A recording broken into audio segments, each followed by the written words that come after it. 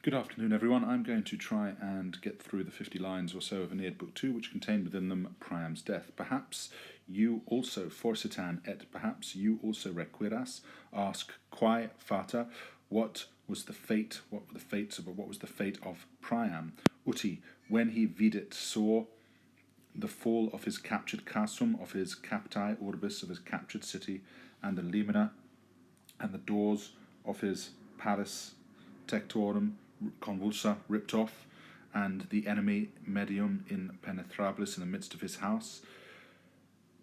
Old as he was, senior, so he, senior, although old, in vain, look for all those in vain words, he in vain put on his nequiquam, he in vain put on his long disused armour around, so nequiquam, put on circum dat his desueta, his long disused, or his armour disused deal for a long time, around his trembling trementibus shoulders, his shoulders rather trembling with age, and he, cingitur, put on his useless sword, his inutile ferrum, more useless words, and he carried himself and he brought himself in the midst of the enemy, into the thick of the enemy, about to die. And about to die, he rushed into the thick of his enemy. Aedibus in medis, in the middle of the palace, and beneath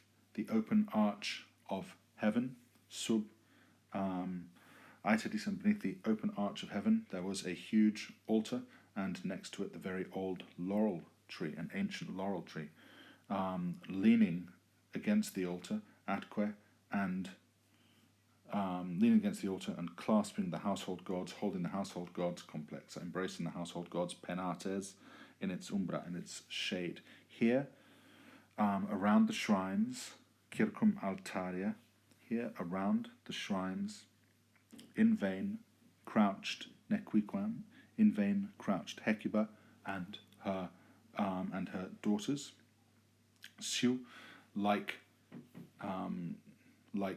doves, huddled together like doves, swept in front of a black storm, and clasping amplexi, the images, simulacra of the gods. So here Hecuba and her daughters, in vain, here around the altars, in vain, Hecuba and her nata and her daughters, notice emphatic word position not till the end of the sentence, sedebant, were, I've said crouching, were in vain crouching, huddled together like, what did we say? Huddled together like doves, in front of a storm, praecripes, before a black storm, and clasping the images of the gods. Ipsum autem sumptis Priamum, but when she saw Priam himself, but when she saw autem, when she saw Priam ipsum himself, putting on the armour of his youth, armis juvenalibus, she said, what dreadful thought has driven you? What such dreadful thought has driven you? My pitiful, look for the closeness of the words here, my most pitiful husband has driven you to put on these arms. Where, aut quo ruus, where are you rushing, she said. The hour, tempus eget, does not call for such help or for such defenders. Not even if my own Hector, non si, were not if meos, not if my own Hector were himself present. Huc tandem concede. Come here then. Haec ada, this altar will protect us all. Of course, indeed, it won't. Or you will die aut moriere simul, or you will die with us. Thus she spoke, sic ore e fata, thus she spoke, and she drew the old man to her, to herself, and she recepit, drew the old man to herself, and sat him down on the sacred seat. But look, autem ecce, but look, having escaped the sword from the slaughter of Pyrrhus,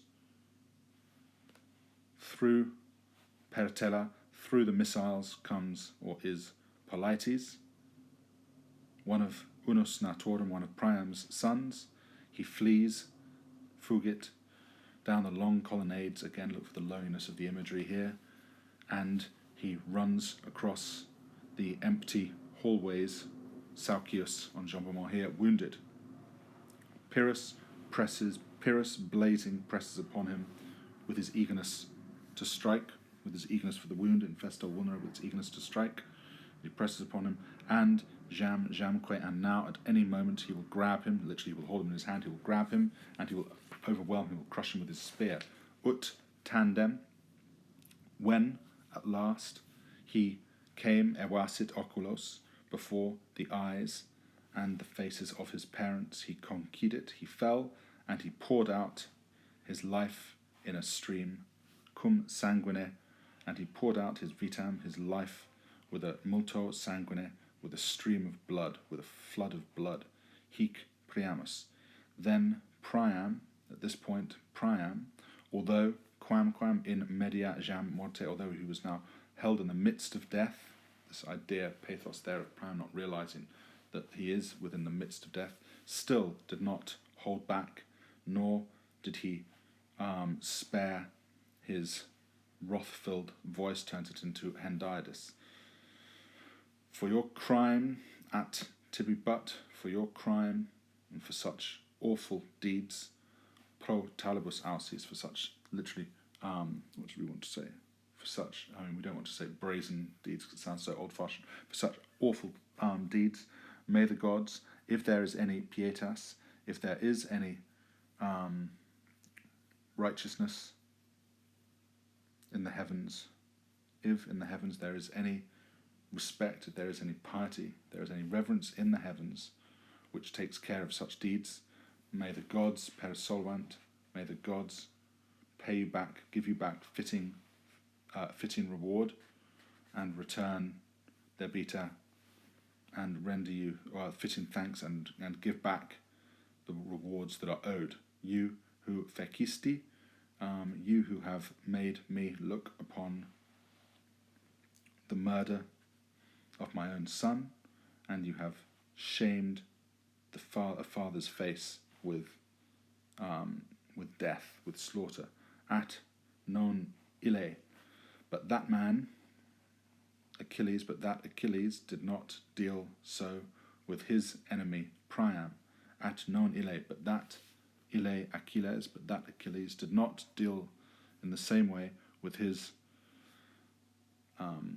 enemy Priam, but he erebuit, but he respected the rights, but he respected jura, the rights and the trust of a suppliant, and he returned